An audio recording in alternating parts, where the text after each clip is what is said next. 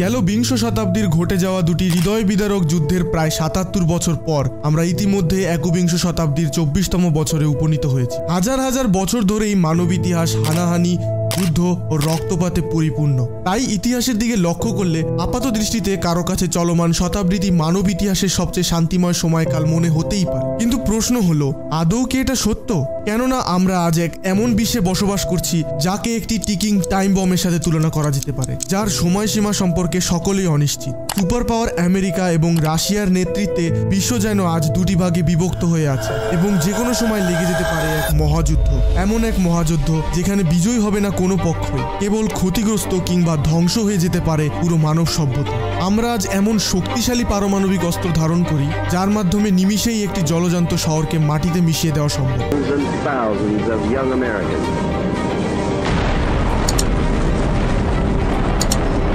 ১৯৪৫ সালে হিরোশিমা ও নাগাসাকিতে ঘটে যাওয়া পরমাণু বিস্ফোরণে প্রায় ৭০,০০০-এরও বেশি মানুষের মৃত্যু ঘটেছে। দুঃখের বিষয় এই যে আধুনিক পারমাণবিক অস্ত্রসমূহ হিরোশিমা কিংবা নাগাসাকিতে ফেলা লিটল বয় কিংবা ফ্যাটম্যানের তুলনায় কয়েকশো থেকে কয়েক হাজার গুণ বেশি শক্তিশালী। তাছাড়া বর্তমানে পারমাণবিক অস্ত্রের সংখ্যা কোল্ড ওয়ারের তুলনায় অনেক কম হলেও বিশ্বে আজ প্রায় ১৩,০০০-এরও বেশি পারমাণবিক অস্ত্র বিরাজ করছে, যা মানব সভ্যতাকে সম্পূর্ণভাবে নিশ্চিহ্ন করে দেওয়ার জন্য যথেষ্ট।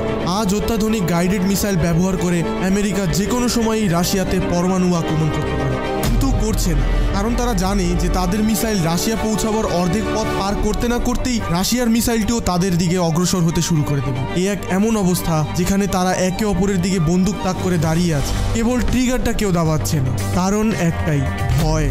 ভয় যে ট্রিগারটা দাবালে আমাকেও বন্দুকের গুলিতে বিদ্ধ হতে হবে, তাদেরকে ধ্বংস করতে গেলে তো আমাকেও ধ্বংস হতে হবে। প্রথম বিশ্বযুদ্ধে আধুনিক অস্ত্রের নামগন্ধ পর্যন্ত ছিল না। দ্বিতীয় বিশ্বযুদ্ধের ইতিই ঘটেছে দুটি পারমাণবিক হামলার মাধ্যমে। তবুও এই দুটি যুদ্ধে মৃত্যু ঘটে ১০ কোটিরও বেশি মানুষের। এমত অবস্থায় বিশ্বে পুনরায় একটি বিশ্বযুদ্ধ লেগে গেলে তা যে মানব সভ্যতাকে মাটিতে মিশিয়ে দিবে তা বলবার কোনো প্রয়োজন নেই। কিন্তু প্রসঙ্গ জাগতেই পারে, কেনই বা মানুষ তার নিজেরই ধ্বংস চাইবে? চায় না, যুদ্ধ কেউই চায় না, অথবা কেউ চেয়ে থাকলেও তাদের সংখ্যা নগণ্য। কিন্তু পূর্বের দুটি বিশ্বযুদ্ধ কি ঘটেনি? মানুষের ক্ষমতার লোভ এতটাই প্রকট যে সে তার কর্মের পরিণতিকে তোয়াক্কাই করে না। এখন কেবল সময়ের অপেক্ষা, এই ট্রিগারটা কে দাবাবে। তাই আপাত দৃষ্টিতে বর্তমান বিশ্ব উন্নত মনে হলেও প্রকৃতপক্ষে তা কেবল ধ্বংসের দিকেই যাচ্ছে। কেননা যে প্রযুক্তি মানুষের জীবনকে উন্নত করার উদ্দেশ্যে সৃষ্টি করা হয়েছে, সেই প্রযুক্তি আজ মানুষের ধ্বংসের কাল হয়ে দাঁড়িয়েছে। অর্থাৎ এই অবস্থা প্রমাণ করছে যে মানবজাতি আজ পর্যন্ত তার নিজের জন্য এমন একটা জীবন ব্যবস্থা প্রণয়ন করতে পারেনি যেটা পালন করলে যান্ত্রিক উন্নতির সত্ত্বেও মানুষ এই পৃথিবীতে শান্তিতে বাস করতে পারবে। এখন প্রশ্ন হলো, তবে উপায় কি? উপায় আছে এবং পথও আছে, কিন্তু সেই পথ অবলম্বন করার খুব বেশি সময় নেই। কিন্তু এমন এক পথ খুঁজতে গেলে সর্বপ্রথম মানুষকে একটি অত্যন্ত গুরুত্বপূর্ণ সিদ্ধান্তে উপনীত হতে হবে। এই পৃথিবী ও মহাবিশ্বের কোনো স্রষ্টা আছেন কি নেই? এখন প্রশ্ন জাগতেই পারে। উক্ত পথ খোঁজবার সঙ্গে স্রষ্টার অস্তিত্ব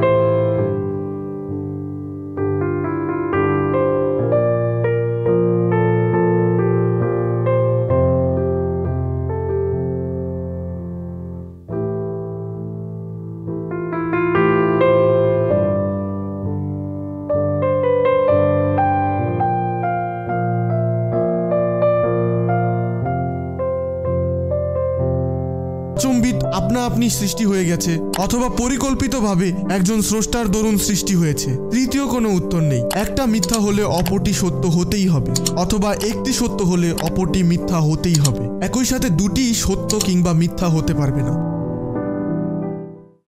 আমরা এই প্রশ্নের উত্তর ওই প্রথম সম্ভাবনা দিয়েই করব। এই মহাবিশ্ব কি আদৌ আচম্বিত সৃষ্টি হয়ে যেতে পারে? আর যদি হয়েও থাকে তবে কি তা আচম্বিত তার বর্তমান অবস্থানে উপনীত হতে পারে কি না? যদি এর উত্তর না হয় তবে আমরা এই সিদ্ধান্তে উপনীত হতে পারবো যে এই মহাবিশ্বের একজন স্রষ্টা অবশ্যই রয়েছে। কিন্তু প্রথমেই আমরা এই মহাবিশ্ব যে কতটা বিশাল তার একটু ধারণা নেই। রাতের আকাশের চারটি দেখতে পাচ্ছেন, এটি পৃথিবী হতে কতটুকু দূরে হতে পারে? এতটুকু দূরে অথবা এতটুকু দূরে। কিন্তু প্রকৃতপক্ষে পৃথিবী ও চাঁদের কক্ষপথের মধ্যে 30টি পৃথিবী বসানো সম্ভব। চাঁদের কথা বাদই দিলাম, বহু অ্যানিমেটেড মডেল দেখে আপনার মনে হতেই পারে যে আমাদের সৌরজগৎ যেন এমন দেখতে, কিন্তু প্রকৃতপক্ষে আমাদের সৌরজগতের প্রতিটি গ্রহের মধ্যকার দূরত্ব এতই বেশি যে সম্পূর্ণ সৌরজগৎটিকে দেখাতে গেলে পৃথিবীকে একটি বিন্দুর ন্যায় দেখায়। কিন্তু এই দূরত্ব আমাদের মহাবিশ্বের বিশালতার সামনে কিছুই নয়। আমাদের সবচেয়ে নিকটবর্তী তারা প্রক্সিমা সেঞ্চুরি আমাদের থেকে 4.24 লাইট ইয়ার্স দূরে অবস্থিত। লাইট ইয়ার দূরত্ব পরিমাপের একটি একক। আলো শূন্য মাধ্যমে এক বছরে যতটুকু দূরত্ব অতিক্রম করে তাকে বলা হয় 1 লাইট ইয়ার।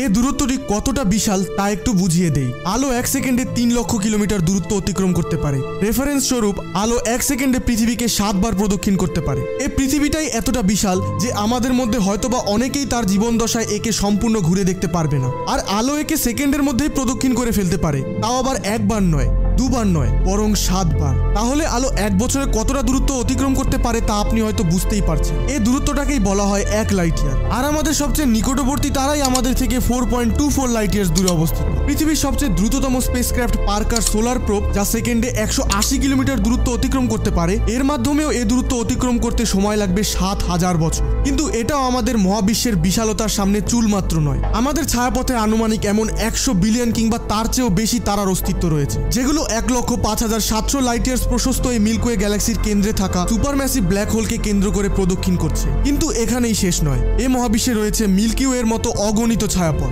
আনুমানিক এরকম 2 ট্রিলিয়ন গ্যালাক্সিস, গ্যালাক্সি ক্লাস্টার্স কিংবা সুপার ক্লাস্টারের সমন্বয়ে গঠিত হয়েছে আমাদের 93 বিলিয়ন লাইট ইয়ার্স প্রশস্ত অবজারভেবল ইউনিভার্স। অবশ্য এটা উল্লেখ্য যে অবজারভেবল ইউনিভার্স মানে সম্পূর্ণ মহাবিশ্ব নয়, বরং এটা হলো আমাদের দৃষ্টিসীমার সীমানা। এই মহাবিশ্বের আদৌ কোনো শেষ আছে কি নেই তা আমরা কখনোই জানতে পারবো না। তাহলে ভাবুন, কতটাই না বিশাল আমাদের মহাবিশ্ব, আমরা কতটাই না ক্ষুদ্র। তাহলে এতটা বিশাল মহাবিশ্ব কি আদৌ আপনা আপনি সৃষ্টি হয়ে যেতে পারে? কিন্তু তবুও তর্কের খাতিরে এগোনো যাক।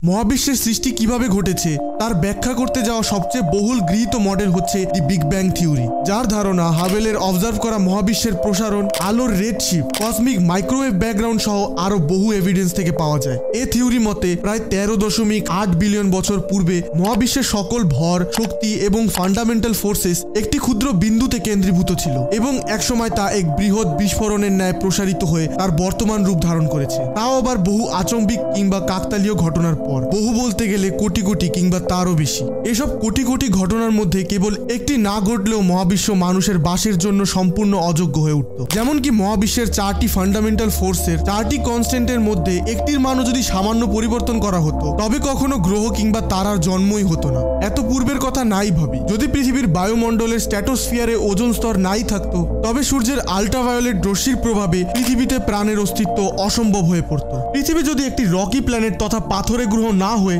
বৃহস্পতির ন্যায় একটি গ্যাস জায়ান্ট হতো তবে পৃথিবীতে প্রাণ থাকবার কোনো প্রশ্নই উঠত না। তাছাড়া যদি সৌরমণ্ডলে বৃহস্পতি গ্রহ না থাকতো পৃথিবী অতি সহজেই উল্কাপিণ্ডের আঘাতপ্রাপ্ত হতো ইত্যাদি। এরকম আরো কোটি কোটি ঘটনা রয়েছে, যার মধ্যে একটিও যদি না ঘটতো তবে পৃথিবীতে প্রাণের অস্তিত্ব কোনোভাবেই থাকতে পারতো না। এটাও উল্লেখ্য যে ঘটনাগুলো যদি একটি নির্দিষ্ট ধারায় না হতো তবেও মহাবিশ্ব তার বর্তমান অবস্থাতে পৌঁছাতে পারতো না। কেবল একটির পর একটি ধারাবাহিক নিয়ম মাফিক ঘটেছে। যেমন একটি বাড়ি নির্মাণে সর্বপ্রথম ভিত গঠন করতে হয়, ভিতের পূর্বে পিলার বসাতে গেলে বাড়িটি ধসে পড়ে। এখন প্রশ্ন হলো, এরকম কোটি কোটি ঘটনা ধারাবাহিকভাবে ঘটে যাওয়ার সম্ভাবনা কতটুকু তা আমরা একটি উদাহরণের মাধ্যমে বুঝে নেই। 10টি কাগজ নিন, এখন এর মধ্যে প্রত্যেকটি কাগজে ধারাবাহিকভাবে 1 থেকে 10 পর্যন্ত লিখুন। মনে করি 10টি সংখ্যা দ্বারা 10টি আচম্বিক ঘটনাকে নির্দেশ করে, যার ব্যতীত পৃথিবীতে প্রাণের অস্তিত্ব থাকা সম্ভব হতো না, তথা পৃথিবীর সূর্যের হ্যাবিটেবল জোনে অবস্থান করা, পৃথিবীর পানির অস্তিত্ব, বায়ুমণ্ডলে অক্সিজেনের অস্তিত্ব, বায়ুমণ্ডলে ওজোন স্তর থাকা, পৃথিবীর একটি রকি প্ল্যানেট হওয়া, কার্বন ডাইঅক্সাইডের পরিমাণ কম হওয়া, সৌরমণ্ডলে অন্যান্য গ্রহের উপস্থিতি, পৃথিবীর শক্তিশালী ম্যাগনেটিক ফিল্ড থাকা, চাঁদের অস্তিত্ব, পৃথিবীতে জীবের বেঁচে থাকার জন্য যাবতীয় উপাদান থাকা ইত্যাদি। এখন কাগজগুলোকে একটি বয়মে রাখুন এবং দৈবভাবে এখান থেকে একটি কাগজ উঠান। এখন ধারাবাহিকভাবে প্রত্যেকটি ঘটনা ঘটতে হলে প্রথমে অবশ্যই 1 আসতে হবে।